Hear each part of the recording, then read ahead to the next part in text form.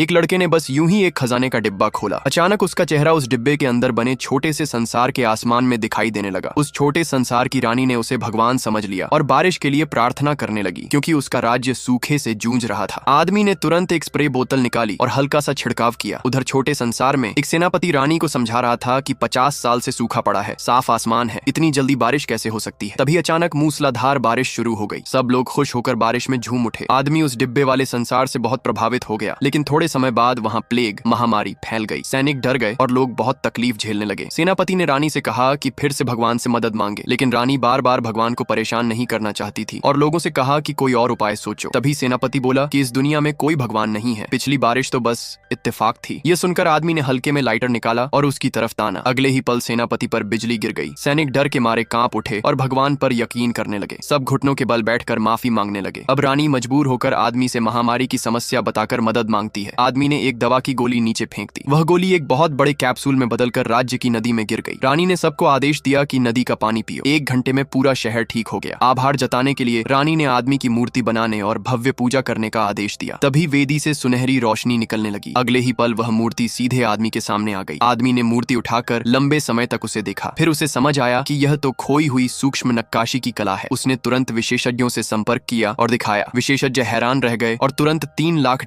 की पेशकश की। आदमी खुशी से झूम उठा। उसी शाम आदमी ने देखा कि रानी नहाने वाली है, लेकिन तभी डिब्बे के अंदर एक आदमी आकर बताता है कि दुश्मन हमला करने वाले हैं। रानी को कपड़े पहनकर बाहर आना पड़ा। आदमी बहुत गुस्से में आ गया। उसने डिब्बे में दुश्मनों को चिल्लाते देखा और लाइटर उठा लिया। अगले ही पल दुश्मन का नेता बिजली से मारा गया। बाकी दुश्मन यह देखकर डर गए और भाग खड़े हुए। अब सवाल है, अगर तुम भगवान बन जाओ तो क्या करोगे?